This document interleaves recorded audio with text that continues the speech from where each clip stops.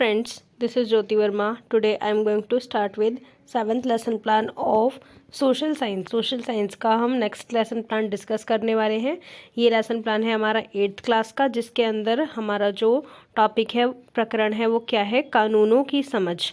तो ये जो हमारा टॉपिक है ये हमारा 8th क्लास का है। हम सारी क्लासेस का लेसन प्लान सेम पैटर्न से ही बनाते हैं, बस हमारे टॉपिक्स और क्लास चेंज हो जाते हैं। तो इसके अंदर हमारी जो ब्लैक बोर्ड एंट्रीज़ है वो क्या होती हैं। ब्लैक बोर्ड एंट्रीज़ जो है हमारी वो है दिनांक, कक्षा, विषय, उपविषय, प्रकरण, कालांश, अवधि। दिनांक मतलब आप सेम डेट डालेंगे जिस डेट में आप इसको पढ़ा रहे हैं। कक्षा, जिस कक्षा का आपका पीरियड है। उसके बाद आपको सब्जेक्ट लिखना है, सब सब्जेक्ट यानी कि उपविषय, यानी कि जो सामाजिक विज्ञान है उसके अंदर कई सब्जेक्ट्स होते हैं, तो उपविषय आपका नागरिक शास्त्र है।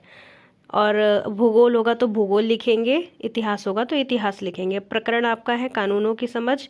ये प्रकरण आप कब लिखते हैं, जब आप प्रस्तावना प्रश्न बच्चों से पूछते हैं। उसके बाद कालांश, वही आपका पीरियड कौन सा है और कितने टाइम का है। लगभग 35 मिनट का पीरियड होता है, 35-40 मिनट्स का। तो वही आप इसके अंदर आपको लिखना है। उसके बाद है आपका सामान्य उद्देश्य। जो हमारे जनरल ऑब्जेक्टिव्स होते हैं वो सिमिलरली हमें सारे ही लेसन प्लान में लिखने होते हैं, क्योंकि हमें हमारे क्या उद्देश्य हैं सोशल साइंस को, सामाजिक विज्ञान को पढ़ाने के, वो हमें लिखने हैं। तो इसमें फर्स्ट है हमारा बालकों में स्वस्थ आदतों का निर्माण करना। सेकंड है हमारा बालकों में सामाजिकता, समाज व्यवहार तथा सामाजिक कुशलता का विकास करना। थर्ड है हमारा उनमें देश प्रेम की भावना का विकास करना। फोर्थ है हमारा इसके अंदर देश विदेश की महान विभूतियों से परिचित कराना। और फिफ्थ है हमारा इसके अंदर अनुशासन या व्यवहारिक ज्ञान का अभ्यास विकसित करना। तो ये सारे हमारे पास 5 से 6 जो हमारे सामान्य उद्देश्य हैं वो हमें हर लेसन प्लान में लिखने होते हैं, जो हमारे मेनली लिखे जाते हैं। उसके बाद हम विशिष्ट उद्देश्य लिखते हैं, यानी कि विशिष्ट में जो हम चैप्टर को पढ़ाने के हमारे जो स्पेसिफिक ऑब्जेक्टिव्स हैं वो क्या हैं, जिसमें हमारा आता है ज्ञानात्मक, बोधात्मक, प्रयोगात्मक और कौशलात्मक, यानी कि नॉलेज, अंडरस्टैंडिंग। उसके बाद है हमारा एप्लीकेशन, उसके बाद है हमारा स्किल। तो ज्ञानात्मक, सबसे पहले ज्ञान का बोध होता है, यानी कि अंडरस्टैंडिंग बनती है। उसके बाद हम उसको प्रयोग करते हैं, प्रयोग करने के बाद हमारे अंदर कौशल विकसित होते हैं। तो इस तरीके से हमें इसे लिखना होता है। तो ज्ञानात्मक जो है हमारा, उसमें क्या है, छात्रों को, यानी कि जो स्टूडेंट्स हैं उनको जो कानून है हमारा उससे संबंधित ज्ञान प्रदान कराना। मतलब बच्चों को क्या कराना है, हमें ज्ञान प्रदान कराना है, उन्हें ज्ञान प्रदान करना या फिर उनका प्रत्यास्मरण कराना। मतलब जो उन्हें कानून से रिलेटेड जो नॉलेज पहले है उसको रिकॉल कराना। नेक्स्ट है हमारा बोधात्मक में बालक कानून से परिचित होंगे और नियमों को जानेंगे। मतलब उनके अंदर इस चीज़ की अंडरस्टैंडिंग बनेगी कि हमारा जो कानून है वो क्या है और उसके नियम क्या हैं। उसके बाद है हमारा प्रयोगात्मक, यानी कि हम किस तरीके से प्रयोग करते हैं अपनी नॉलेज को। तो प्रयोगात्मक वाले हमारे पॉइंट में क्या है, जो हमारा विशिष्ट कौशल है, कानूनों की समझ के पश्चात वे अपने जीवन में उससे जागरूक होंगे। बिल्कुल सही बात है कि वो अवेयर होंगे कानूनों से। उसके बाद है हमारा कौशलात्मक में क्या है, उनके अंदर स्किल्स आएंगी। कानूनों का उपयोग कर अन्य लोगों को भी इससे परिचित करवाएंगे, यानी कि जो स्किल उनके अंदर आई है उससे अन्य लोगों को भी परिचित करवाएंगे। आगे है हमारा इसके अंदर शिक्षण सहायक सामग्री, यानी कि सामान्य और विशिष्ट जो हमारी शिक्षण सहायक सामग्री, टीचिंग एड्स जो होते हैं वो हमारे कौन कौन से होते हैं, जनरल और स्पेसिफिक, यानी कि सामान्य और विशिष्ट। जो सामान्य लेवल पे होते हैं वो क्या होते हैं, चॉक, डस्टर, श्यामपट्ट, पुस्तक, पॉइंटर, इस तरीके के जो नॉर्मली हम यूजुअली यूज़ करते हैं क्लास के अंदर। और जो विशिष्ट होते हैं वो हमारे जो हमने पर्पजली बनाया हुआ है इस लेसन प्लान के लिए, चार्ट पेपर, मॉडल, या फिर कोई रियल ऑब्जेक्ट दिखा रहे हैं, या फिर हम कोई फ्लैश कार्ड बना रहे हैं, किसी भी तरीके की चीज़, तो हम इसमें चार्ट पेपर का यूज़ करेंगे। तो हमने यहाँ पर क्या लिखा है, चार्ट। आगे हम क्या करेंगे, बच्चों का जो पूर्वा ज्ञान है, प्रीवियस नॉलेज है, उसको अज्यूम करेंगे। छात्र कानूनों की समझ, जो उनका कानूनों की समझ है, छात्र कानूनों की सामान्य जानकारी व समझ रखते हैं, यानी कि उन्हें उसकी जनरल नॉलेज है। उसके बाद हम बच्चों से प्रस्तावना प्रश्न पूछते हैं, हमारे टॉपिक के अंदर ही उससे रिलेटेड ही क्वेश्चंस पूछते हैं, ताकि बच्चे 3 से 4 प्रश्न के उत्तर देने के बाद डायरेक्ट अपने टॉपिक तक पहुंच जाएं और आप उस समय पर अपना प्रकरण बोर्ड पे लिखते हैं कि आज का हमारा टॉपिक ये है। तो प्रस्तावना प्रश्न हमें कैसे पूछने हैं, जो बच्चों के लेवल के होंगे, ज़्यादा बड़े नहीं होंगे, उनके लेवल के होने चाहिए। तो छात्राध्यापिका क्रिया यानी कि टीचर्स एक्टिविटी होती है और छात्र क्रिया यानी कि स्टूडेंट्स एक्टिविटी होती है। 2 एक्टिविटीज़ इसके अंदर हमारी होती हैं प्रीवियस नॉलेज उनकी निकालने के लिए कि प्रीवियस नॉलेज उनकी कितनी है।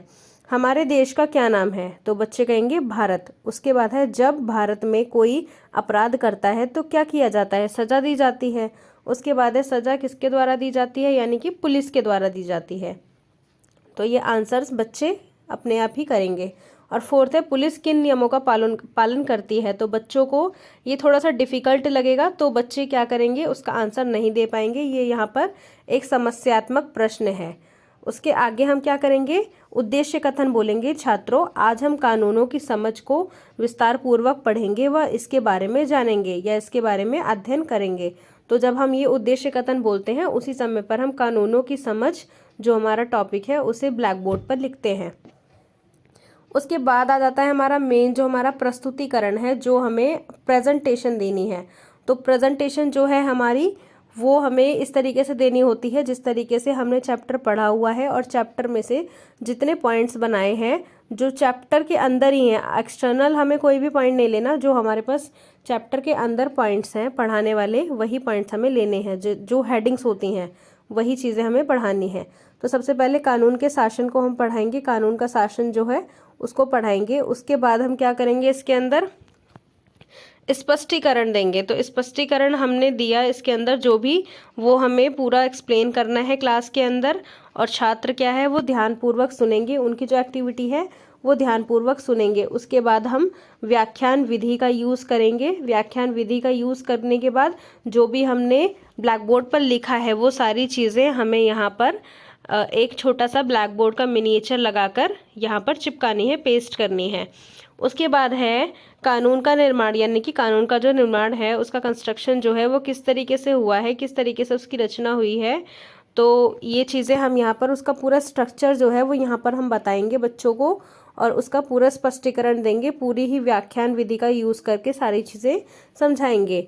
छात्र ध्यानपूर्वक सुनेंगे। उसके बाद हम बीच में बच्चों से कुछ क्वेश्चंस, 1-2 क्वेश्चंस पूछते हुए चलते हैं। कानून बनाने में महत्वपूर्ण भूमिका किसकी है। तो ये चीज़ें हम बच्चों को जब बता देंगे तो वही क्वेश्चन रिपीट करके हम बच्चों से पूछ सकते हैं। इससे ये पता चलता है कि बच्चों का कक्षा में अटेंशन है या नहीं है।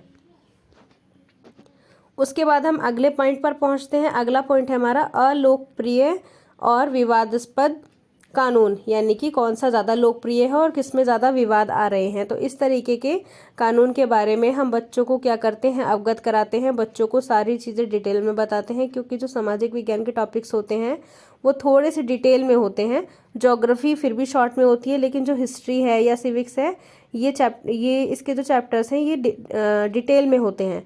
तो आपको क्या करना है, उसको डिटेल में पढ़ाना है ताकि बच्चों तक ज़्यादा से ज़्यादा नॉलेज पहुंच सके। इसीलिए इतने ही टीचिंग पॉइंट्स लिए जाते हैं जितने हम 35 मिनट्स में पढ़ा सकें। ऐसा नहीं है कि 20 से 25 पेज का लेसन प्लान हमने पूरे चैप्टर से बना दिया लेकिन उसको हम कवर नहीं कर पाए। हमें ऐसा करना होता है कि अगर आधा हमारा लेसन प्लान यहाँ पर पढ़ाया जा रहा है, आधा ही चैप्टर है वही हमारा यहाँ पर कंप्लीट हुआ है, तो नेक्स्ट लेसन प्लान में हम आधा चैप्टर उसमें रिपीट करवा सकते हैं, जिससे हमारा चैप्टर कंप्लीट हो जाएगा। तो उसका भी, आधे चैप्टर का भी आप लेसन प्लान बाद में बना सकते हैं। तो इसके अंदर हम जो भी चार्ट पेपर्स वगैरह दिखाएंगे बच्चों को वो हमें वहाँ पर शो करना है और उसका छोटा सा मिनिएचर लगाना है।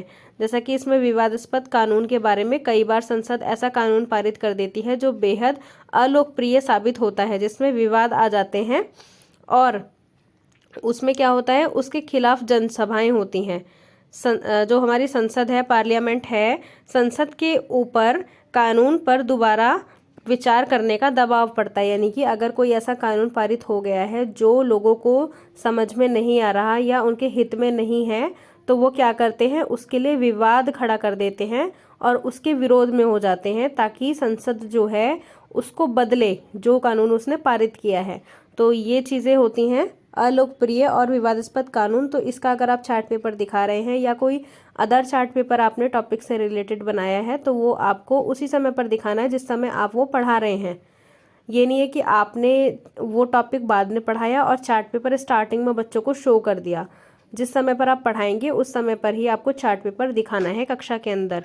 बच्चों को आप व्याख्यान विधि से पढ़ा रहे हैं, छात्र ध्यानपूर्वक सुन रहे हैं और उसके बाद आप प्रश्न पूछेंगे, मूल्यांकन में संसद के खिलाफ जनसभाएं क्यों की जाती हैं। तो जैसा कि बच्चे अगर ध्यान से सुन रहे होंगे तो आंसर देंगे कि संसद के खिलाफ जनसभाएं इसलिए की जाती हैं क्योंकि कभी कभी ऐसा होता है कि वो ऐसा कानून पारित कर देते हैं जो बेहद अलोकप्रिय होता है और उसके खिलाफ जनसभाएं होने लग जाती हैं। तो ये इसका आंसर होगा। उसके बाद आप क्या करेंगे, बच्चों से रिकैपिचुलेशन के क्वेश्चंस यानी कि पुनरावृत्ति प्रश्न पूछेंगे। पुनरावृत्ति प्रश्न जो आपको पूछने हैं वो आपके 2 से 3 क्वेश्चंस होने चाहिए। छोटे छोटे जो शॉर्ट टाइप होते हैं उस तरीके के क्वेश्चन आप रिसेंटली पूछ लेंगे तुरंत ही चैप्टर ख़त्म करते वक्त। तो पहला प्रश्न है, कानून किन आधारों पर सबके लिए समान है। और सेकंड पूछेंगे कि दमनकारी कानून क्या होता है। तो इस तरीके से आप खुद भी 2 से 3 क्वेश्चंस बना सकते हैं, ज़रूरी नहीं है कि आप सेम ही कॉपी करें। उसके बाद आप क्या करेंगे, गृह कार्य। जो आपका गृह कार्य होता है वो आपको कैसा देना है, चैप्टर से रिलेटेड ही देना है और ऐसा देना है कि थोड़ा सा एक पैराग्राफ में या 1 पेज का आंसर इतना बन सके। कानून का शासन पद से आज जो बच्चे आंसर लिखेंगे वो क्या है, कानून व शासन। कानून का जो शासन है हमारा चैप्टर जो हमने पढ़ाया, पद से आप क्या समझते हैं। तो आपको ये क्वेश्चन बच्चों को देना है या अदर भी कोई क्वेश्चन की विवादास्पद कानून क्या है इस पर चर्चा कीजिए या कानून से आप क्या समझते हैं इस पर चर्चा कीजिए। इस तरीके के कैसे भी क्वेश्चंस आप दे सकते हैं बच्चों को। उसके बाद आप यहाँ जगह छोड़ते हैं कि आपका जो सुपरवाइज़र है, आपके जो सुपरवाइज़र हैं जो आपको सुपरवाइज़ करेंगे, जो आपका लेसन प्लान जब आप डिलीवर करेंगे तब आपको देखेंगे, तब आप क्या करेंगे, उनके सामने ये वहाँ पर रजिस्टर रखा होता है और वो यहाँ पर अपने रिमार्क्स लिखते हैं कि आपको देखने के बाद उनको लेसन प्लान आपने बहुत अच्छे से पढ़ाया, ये चीज़ें उनको लगा कि आपने बहुत अच्छे से पढ़ाया है, तो वो रिमार्क्स यहाँ पर दे के जाएंगे। और अगर कोई कमी रह गई है, क्लास मेंटेन नहीं हो पा रही, डिसिप्लिन नहीं बन पा रहा या आप एक्सप्लेन नहीं कर पा रहे, तो वो भी रिमार्क्स आपके यहाँ लिख कर जाएंगे। आपको क्या करना है, उन चीज़ों को देखकर अपने अंदर वो इम्प्रूवमेंट लानी है। ब्लैक बोर्ड राइटिंग अच्छी है नहीं है, जिस तरीके से भी वो रिमार्क्स लिखेंगे उस तरीके से आपको उसको इम्प्रूव करना है। सो फ्रेंड्स, ये थी हमारी आज की वीडियो जिसके अंदर हमने कानूनों की समझ चैप्टर हमारा है 8th क्लास का, इसको हमने पूरा डिस्कस किया और इसके अंदर जितने भी पॉइंट्स बन रहे थे उसके हिसाब से हमने अपना लेसन प्लान रेडी किया। आई होप फ्रेंड्स आपको वीडियो बहुत अच्छे से समझ में आया होगा। Thank you so much friends for watching this video. ज़्यादा से ज़्यादा मेरे चैनल को सब्सक्राइब करें क्योंकि आपके सब्सक्राइब करने से मुझे मोटिवेशन मिलता है और मैं आगे ही इसी प्रकार की वीडियोज़ अपने चैनल पर अपलोड करती रहूँगी जिसमें आपको सारे लेसन प्लान्स मिलेंगे हर सब्जेक्ट के। Thank you so much friends for watching this video. Share this video with your friends also.